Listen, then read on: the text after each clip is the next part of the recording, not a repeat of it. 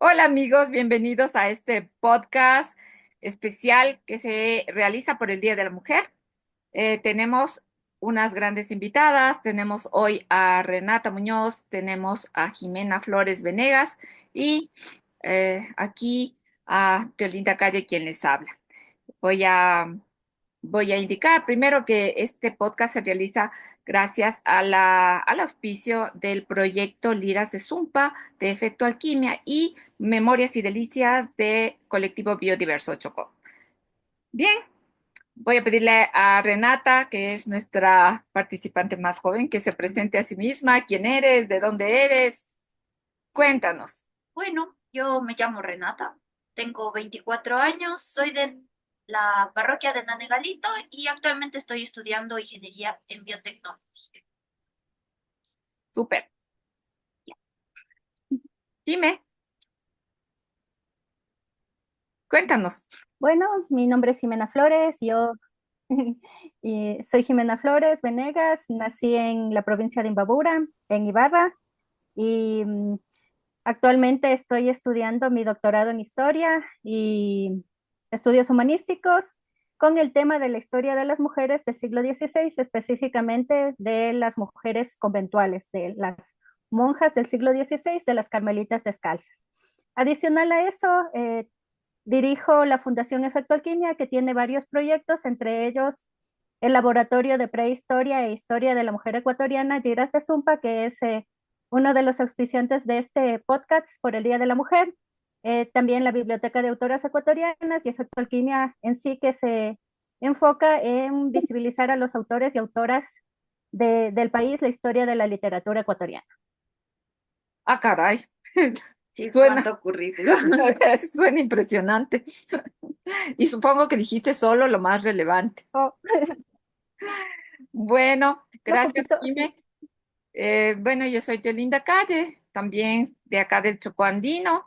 Eh, Vivía antes en en la parte urbana de Quito mismo, y en los últimos años me he dedicado a ser gestora ambiental y cultural de aquí del Chocó y hago asimismo algunas cosas. Pero bueno, diré que en lo que concierne a esta conversación de hoy, parte del proyecto Memorias y Delicias que vengo llevando a cabo desde el 2022, 2021, me parece, que empezamos con el proyecto Pamba Mesa, que es una investigación sobre el patrimonio alimentario del Choco Andino, sobre los utensilios, las costumbres, en fin, todo lo que rodea a cómo nos alimentamos en esta zona del Ecuador.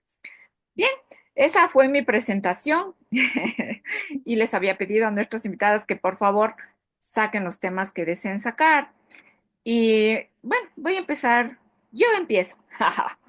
Empezar. Voy a empezar.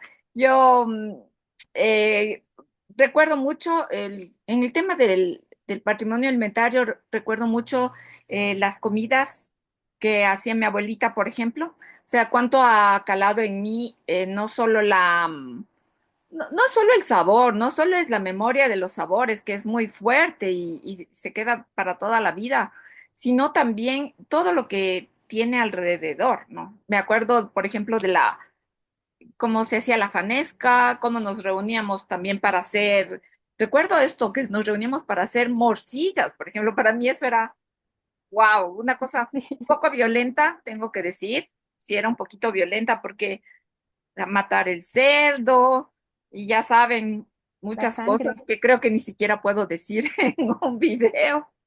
Me tocará Sí, borrar esa parte. Bueno, pero era una cosa, parte de nuestra cultura que no podemos negar, no solo de mi familia, sino creo que de los ecuatorianos. Y cuando suelo conversar con mi familia sobre esto, familia que ha migrado a Estados Unidos, por ejemplo, y me cuentan, y a través de noticias también vemos cómo en Estados Unidos esas costumbres, es decir, hacer el cuisito, hacer el chanchito, no se pierde, se va con el migrante, lo llevas en la maleta y Llega hasta Central Park. llega hasta Central Park, llega, yo qué sé, hasta España, no sé, los parques de España, llega, me a imagino que en Italia. muchos lugares de Europa y no lo podemos negar. Yo sí confieso que a veces sí digo, ay, pero ¿qué van a pensar? en otros países tan civilizados. Pero también es cierto que es parte de lo que somos y no lo podemos negar no nos vamos a desprender de ello. Mi familia de la SUAY lo ha hecho toda la vida. No sé qué les parece eso. Quisiera escucharles, Jimé, no sé, ¿tú qué piensas al respecto? Nada, sí creo que cada pueblo, no solo nosotros, sino cada pueblo, cada país tiene su cultura, sus tradiciones que migran con ellos. Entre ellas esta costumbre de comer animales exóticos, como el cuy, el conejillo de Indias, como le dicen en otras partes. Pero yo he visto que en Italia, en España también tienen esta costumbre de comer vísceras o patas o hacer recetas con ciertas partes del cuerpo del animal. Entonces, creo que si nos ponemos a pensar, cada uno tiene sus cosas extrañas, su comida bizarra, entonces está bien por mí que cada uno mantenga sus costumbres. Eso es parte del sentirte, del sentirte diferente a donde estás, pero no perder tu identidad, ¿no? Cuando uno está fuera del país, creo yo que cobra más fuerza la identidad. Empiezas a extrañar no solo la comida, porque no encuentras muchos productos en Europa, en Estados Unidos, sino también la música. Entonces, si escuchas en cualquier parte a Julio Jaramillo, dirás, ah, sí, Julio Jaramillo es ecuatoriano. O si escuchas la música andina, dices, ah, esta música. En Europa he escuchado que le dicen música indiana, pero es de los indígenas de Otavalo, así. Ah, Entonces, sí, le dice música indiana, no música sabía. indiana, Ah, sí, caray. la reconoces como parte de tu cultura, como parte de ti, aunque aquí digas, no, a mí no me ha gustado. Incluso la música chicha, esa música rocolera que uno piensa que aquí no, así no voy a escuchar esa música que ponen en los buses, pero cuando estás fuera sí escuchas y te sientes identificado. Bueno, no sé, ya le voy a preguntar a Renata, pero ahí dejo un asterisco para topar el tema de la música chicha. Tú, Renata, Yo, como joven, ¿qué piensas de estas costumbres de los ecuatorianos cuando migramos? es algo que yo no entiendo. Yo no he estado fuera de mi país tampoco para decir que entiendo la nostalgia, pero siempre me ha parecido muy raro ver este tipo de noticias como las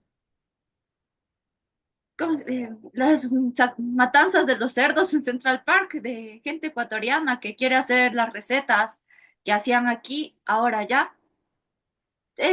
Me asombra un poco porque no llego a comprender por qué, ¿no? ¿Por qué se hace?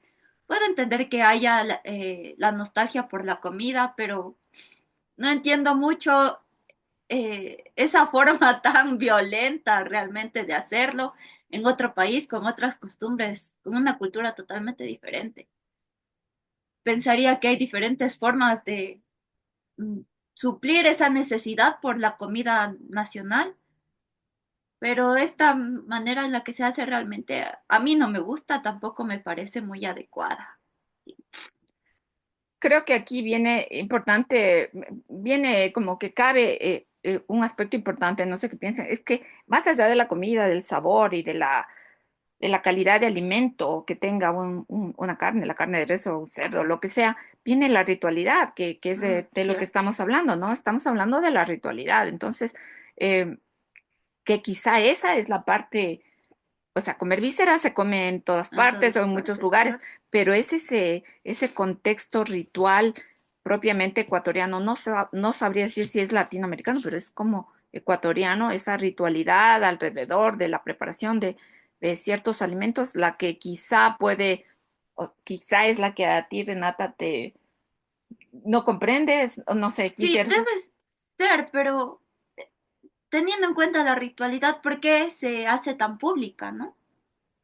porque es parte de nuestra cultura, como ir a danzar, creo yo. No sé. No lo O sea, sé. Es decir, hay familias completas en otros países, ¿no? Y puedes hacer el ritual dentro de tu casa sin romper las normas del otro lado, pero no se hace así. Esa parte es la que yo comprendo. Sí, yo te comprendo a ti. También les comprendo a nuestros compatriotas, ¿no? Jime, ¿tú qué dices?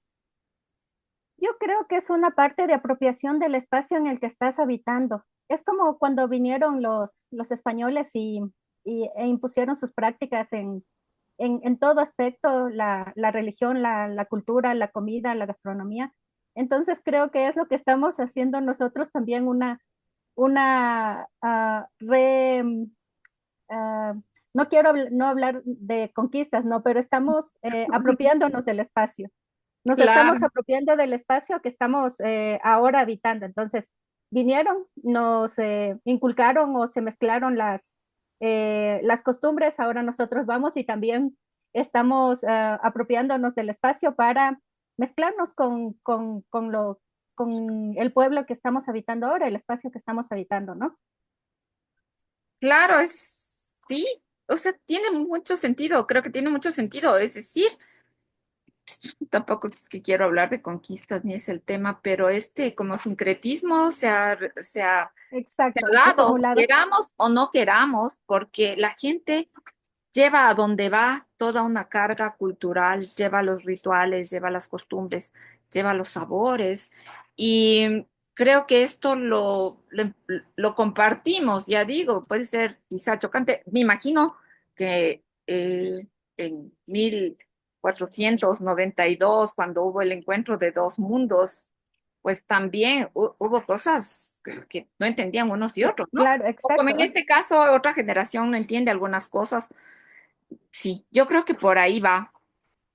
Claro, y como era el planteamiento aquí, es quién mantiene viva esa memoria del pueblo, de las costumbres, de las tradiciones, quién, quién tiene el tiempo de pasar la oralidad. Entonces, en este sentido, yo creo que toma protagonismo la mujer, ¿no? La matriarca que hablábamos de fogones, de cocinas, de mujeres. Entonces, considero que más allá del hecho de que sea el hombre el que se encargue de la parte de la faena o del matar al animal, bueno, si se puede decir así, es la mujer quien se encarga de preparar las recetas, ¿no? La morcilla que tú decías, los platos típicos que reconocemos como nuestros o de otras culturas para cada uno. Estamos allí ya hablando del espacio en el que la mujer es la protagonista. Seguro, sí. Creo que es la mujer la que traslada a las generaciones siguientes toda esa carga, ¿no? Toda esa herencia. Sí, o sea, y que es por donde empecé. Como les decía, me acordaba de mi abuela y de todas las comidas de mi familia. Claro, era la abuela. En el caso mío, era la abuela la que decía cómo está bien tal preparación. Todas las mujeres sabían. Mi familia, tengo una familia de grandes cocineras.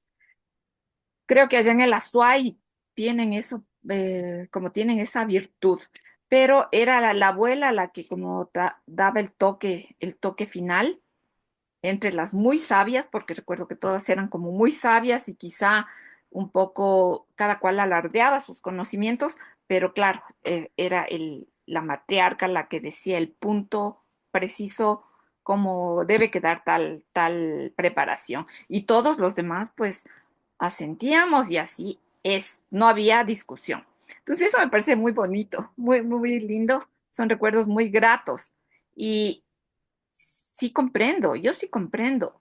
También me cabe aquí el decir, hablamos siempre, yo creo que muchas familias habían matriarcas, pero siempre hablamos del patriarcado también, pero también había muchas Claro, sí. matriarcas donde no había discusión, su palabra era la palabra.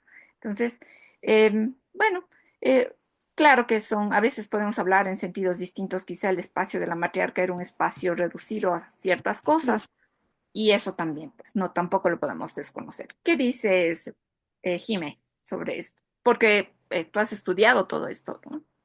Sí, sí, claro, yo considero igual que tú, que en las familias sí existían estos matriarcados y en la sociedad en general, en el pasado existía el patriarcado, ¿no? El hombre es el que tenía el control público, el que tomaba las decisiones eh, hacia afuera, pero el espacio de lo interno, el espacio de la familia, de lo íntimo estaba controlado por las mujeres. Ellas eran las que administraban la, mm, el dinero para hacer las compras, para el día a día. Esto, esto es algo que no se habla mucho, porque siempre hablamos de las grandes mujeres protagonistas de los procesos, de los feminismos. Sin embargo, no se ha estudiado el proceso interno de la familia y cómo la mujer ejercía ahí el poder de decidir sobre cuál era el menú de la familia, de administrar lo que se tenía, lo que no se tenía, el de ser creativas para, para cocinar. O sea, si no tenías ya que preparar, ellas se encargaban de sacar comida de donde ya no había, en las familias que tenían menos recursos o en el campo, en la parte rural. Yo estaba pensando hoy en la mañana acerca de cómo nosotros hablamos hoy de reciclaje o de ecología y de todas esas cosas, pero yo veía que las abuelas, las bisabuelas, incluso las mamás, eran unas buenas administradoras de todos los recursos. Entonces, ellas utilizaban todo para sus preparaciones, no había desperdicio en esas cocinas o en esos hogares. Y creo que eso es importante visibilizar. Nosotros tenemos como moda el reciclaje, pero en realidad ellas las medias, la ropa la surcían, la cosían, se utilizaba para los hijos más pequeños, lo que ya no les quedaba a los grandes. Entonces creo que eso se debería hablar. O sea, estamos creyendo que descubrimos la parte ecológica, pero ellas eran tenían más conciencia ecológica que nosotros. No había fundas de plástico, había fundas de papel o de tela, y eso es lo que se está poniendo de moda actualmente, pero viene de esto que las abuelas, las bisabuelas practicaban, ¿no? Creo que hay que estudiar, creo que hay que hablar de eso, que hay que visibilizar esto que va más allá de las grandes historias de las mujeres que tienen importancia, sin duda, las protagonistas de las luchas sociales, de los feminismos, las grandes escritoras, y, y no sé qué opinan ustedes. Me parece interesante escucharle aquí a Renata porque lo que tú dices, ¿no? El ecologismo y muchas cosas que ahora forman parte del debate público diario. Eh, Quizás son cosas nuevas, pero como tú dices, se han practicado desde antes. Quizá lo nuevo, quizás lo nuevo es darnos cuenta que como lo hacíamos antes, o sea, que no todo lo que es nuevo es mejor, que muchas de las cosas que como las hacíamos antes, muchos modos de hacer las cosas, tenían su porqué, tenían su razón y estaba bien. No sé, ¿qué piensas, Renata? Bueno, yo ya como persona joven no viví la parte en la que había patriarca o matriarca como tal, ¿no? Mi familia ha sido la familia central, núcleo. No ha habido mucha esa interacción entre varias familias en el que el abuelo y la abuela son los principales. Así que no tengo mucha la experiencia esa. Y también ya, en mi caso, no es igualdad, la paridad de género, de responsabilidades, de quién cocina, quién no cocina, quién lava la ropa, quién no lava, ha sido una distribución de las actividades todo por igual. Entonces yo no he vivido esa parte. Y en cuanto a estos términos como la conciencia ecológica, no diría que antes había conciencia ecológica, se practicaba este tipo de reciclaje que no se veía con reciclaje, entonces creo que la palabra adecuada no es conciencia ecológica, porque quizás ni siquiera se tenía en cuenta que estás haciendo una labor para el ambiente o algo, simplemente era Lo que había. lo que había y como dices tú, Jime, creatividad. Te sacas la comida de donde sea, le das un toque especial para ese día, para no comer lo mismo que ayer. Y claro, así son cosas que ya se hacían antes y que ahorita le estamos dando importancia, pero claro, no diría que es la misma conciencia ecológica de ahora la que se tenía antes. Simplemente eran formas de hacer las cosas de manera distinta. Sí, tal vez sea algo llamado como el respeto a la naturaleza, que en cierto momento se perdió, ¿no? Empezamos a explotar a la naturaleza, los de antes no la tenían más respeto por la naturaleza. No lo No sé. sé, yo tampoco. Nosotros que vivimos aquí y que estamos como en la onda del respeto a la naturaleza y la divulgación ambiental, que la trabajamos tanto Renata como yo, no diría exactamente desde mi punto de vista que lo que había era un respeto a la naturaleza. Creo que en muchos casos sí, sí era, pero en otros casos quizá es que era lo que había, es decir, todo tu tiempo, tu vida estaba centrada en otras cosas, en la supervivencia y como todo se hacía a mano, no había máquinas, entonces no es que tenías tampoco tiempo de contaminar, de nada. O sea, la revolución industrial, la que nos facilitó la vida, es también la que nos hizo el mundo como lo tenemos ahora, ¿no? Lleno de, lleno de muchos desperdicios y quizá gastando o gastando más recursos de los que realmente necesitamos como seres humanos, como habitantes de este planeta. Entonces, no estaría tan segura si es que era un respeto a la naturaleza. Creo que es lo que había, creo que era la forma de vivir de ese tiempo y, y simplemente eso, ¿sí?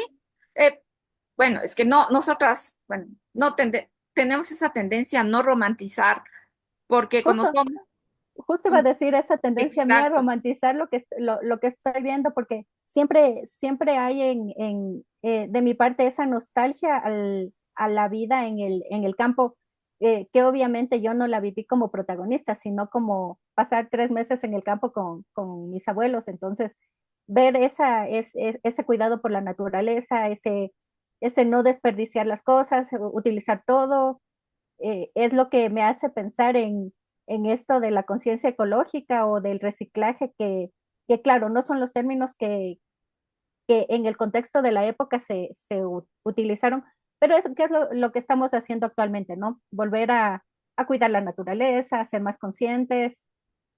sí, sí, pero te decía en el caso nuestro que me parece importante para la audiencia, que como nosotros vivimos en esta onda, como sabes, vivimos en un bosque y nuestra audiencia, no sé, los que saben, Renata y yo vivimos en un bosque y es el pan diario, el tratar de proteger nuestro espacio, nuestro territorio y el de la naturaleza.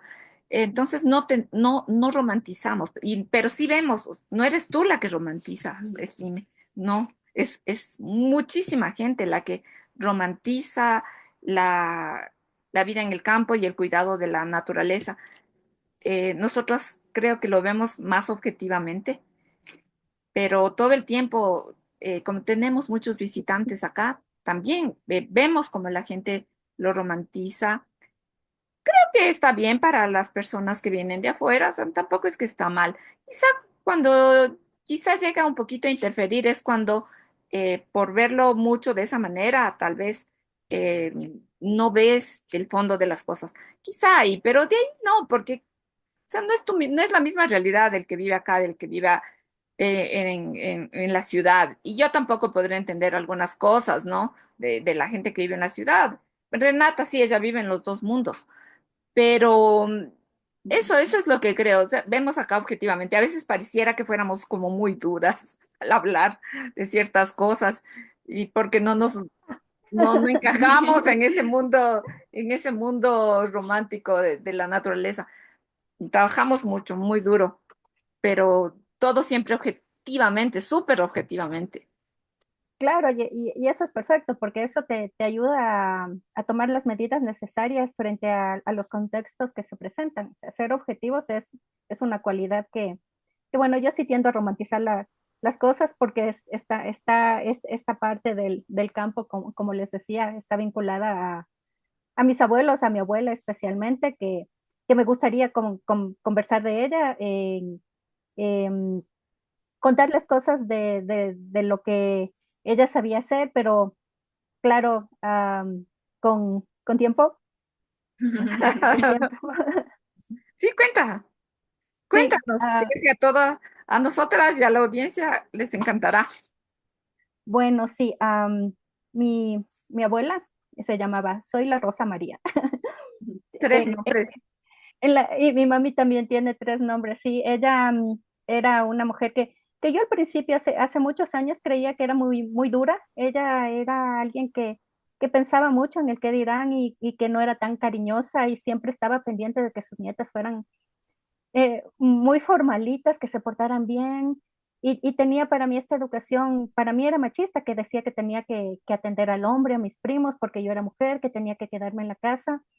Pero luego con el tiempo, o sea, eh, aprendí a comprender cómo ella tenía 60 años más que yo, entonces una educación completamente distinta, eran dos generaciones anteriores a mí, y claro, cuando empecé a entender por qué ella actuaba como actuaba, y me di cuenta del, del peso o de la carga que tienen las mujeres en las familias, ¿no? Sus mujeres antepasadas, las situaciones que le sucedieron, entonces entendí el por qué ella actuaba de esa manera. Y nada, yo quería indicarles aquí un libro, un libro que tengo de ella. Los libros de mis abuelas eran de religión. Y este libro, que ya está un poquito, bastante viejito, es el de Tomás Kempis, La imitación a la vida de Cristo, que es un libro fuertísimo. Es un libro que fue impreso esta segunda edición en 1941, entonces ese le perteneció a ella y yo le he heredado. Lo he leído, obviamente, es un libro muy duro, ¿Por qué? porque, porque dicen las buenas y malas lenguas que si tú lees este libro o te vuelves loco o te haces santo. Obviamente yo no he hecho ninguna de las dos cosas, espero no estar loca, porque santa tampoco creo que sea. ¿Eso Entonces, por qué? porque Me dejas con curiosidad.